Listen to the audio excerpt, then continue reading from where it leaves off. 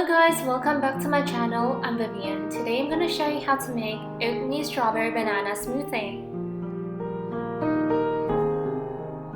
Slice the strawberry into half, make sure it's nice and even. You may put your bananas and strawberry into a bowl.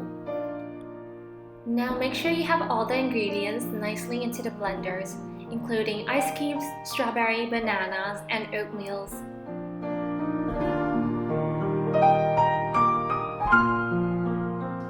Now you're ready to blend.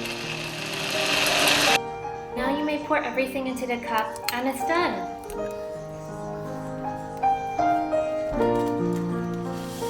I hope you find my video very helpful. Don't forget to like and subscribe. See you next time!